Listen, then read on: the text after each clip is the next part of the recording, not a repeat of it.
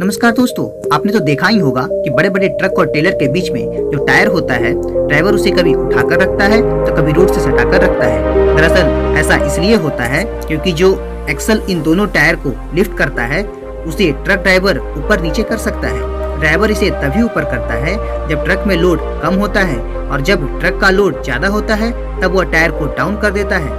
इससे ट्रक का फ्यूल भी बचता है और टायर भी ज्यादा दिन तक चलता है। आशा करता हूँ कि यह वीडियो आपको अच्छा लगा होगा, तो चैनल को सब्सक्राइब करें और इस वीडियो को अपने दोस्तों के साथ शेयर कर दें। जय हिंद।